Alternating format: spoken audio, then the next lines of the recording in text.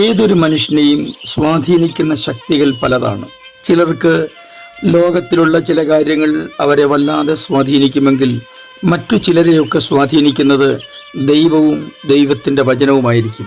125-ാം സങ്കീർത്തനത്തിൽ ഇങ്ങനെയാണ് ആ പാട്ട് ആരംഭിക്കുന്നത്: യഹോവയിൽ ആശ്രയിക്കുന്നവർ കുലുങ്ങാതെ എന്നേക്കും നിൽക്കുന്ന സിയോൻ പർവ്വതം പോലെയാകുന്നു.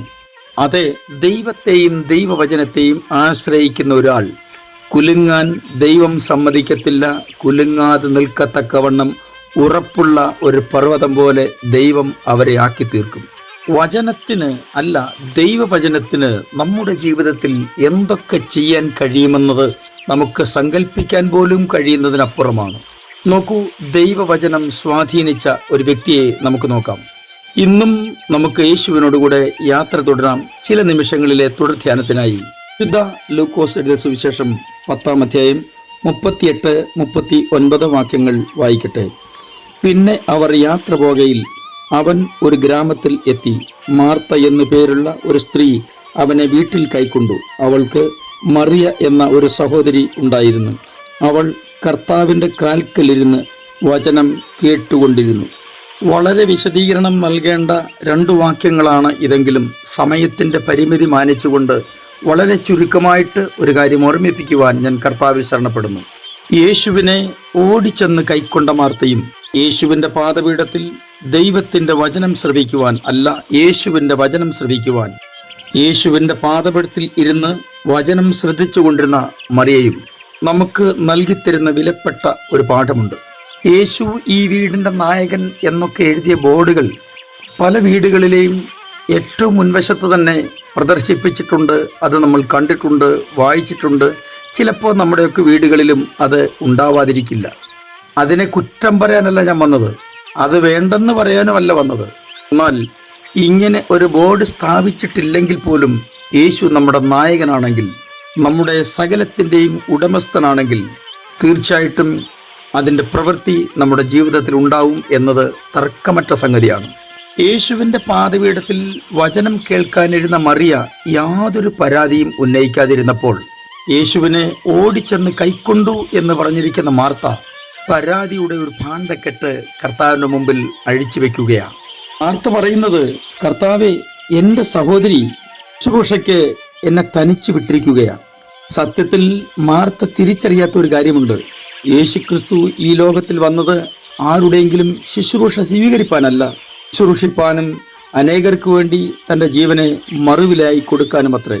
നമ്മളും മനസ്സിലാക്കേണ്ട ഒരു കാര്യമാണിത്. എന്തെങ്കിലുമൊക്കെ ചെയ്തിട്ട് ദൈവത്തെ പ്രീതിപ്പെടുത്താമെന്നൊന്നും ആരും വിചാരിക്കണ്ട. അങ്ങനെയൊന്നും കൊച്ചു കൊച്ചു കാര്യങ്ങൾ കൊണ്ട് പ്രീതിപ്പെടുത്താൻ കഴിയുന്ന കാര്യമല്ലല്ലോ കർത്താവ് നമുക്ക് വേണ്ടി ചെയ്തിരിക്കുന്നത്.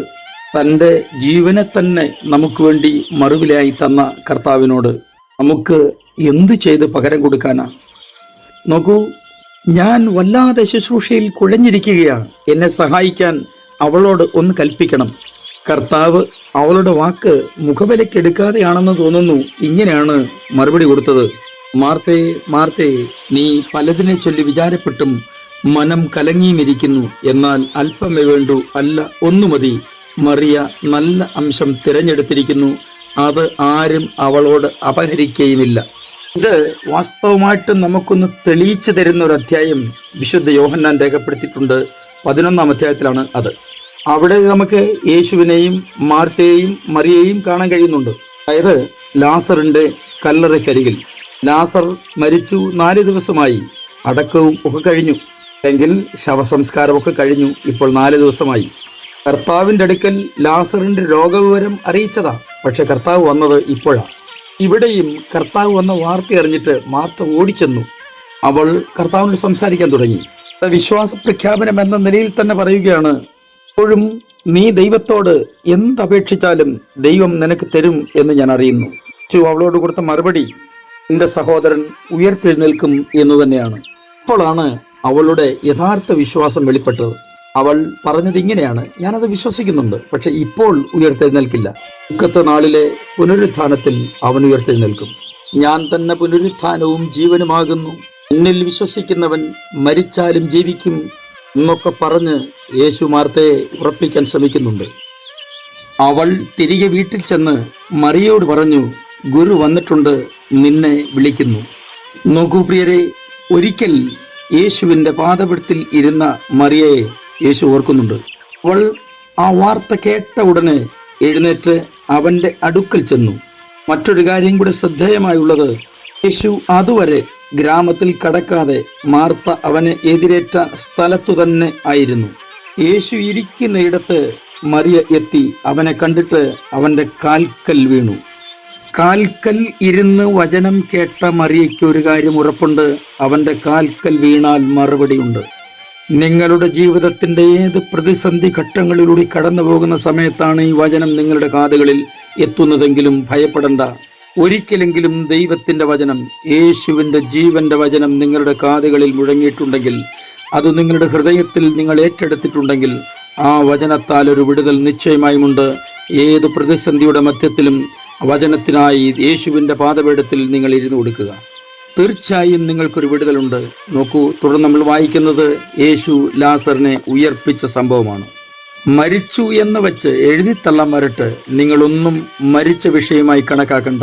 തീർച്ചയായിട്ടും മരിച്ചവനെ ഉയർത്തെഴുന്നേൽപ്പിക്കുന്ന കർത്താവ് ഇന്നും നിങ്ങൾക്ക് വേണ്ടി അത്ഭുതം ചെയ്യും. ഞാൻ നിങ്ങൾക്ക് വേണ്ടി പ്രാർത്ഥിക്കുന്നു. സ്വർഗീയ പിതാവേ, എൻ്റെ എല്ലാ പ്രിയപ്പെട്ടവരെയും അങ്ങയുടെ കരങ്ങളിലേക്ക് ഏൽപ്പിച്ച് അനുഗ്രഹിച്ച് പ്രാർത്ഥിക്കുന്നു. ഞങ്ങളുടെ ജീവിതത്തിൽ അങ്ങേക്ക് അത്ഭുതം ചെയ്യാൻ കഴിയുമെന്നുള്ള പൂർണ്ണമായ ബോധ്യത്തോടെ, വിശ്വാസത്തോടെ അങ്ങയുടെ പാദപീഠത്തിൽ ഇരിക്കുവാൻ ഞങ്ങളെ സഹായിക്കണമേ. യേശു ക്രിസ്തുവിൻ്റെ അൻപുള്ള നാമത്തിൽ തന്നെ, ആമേൻ.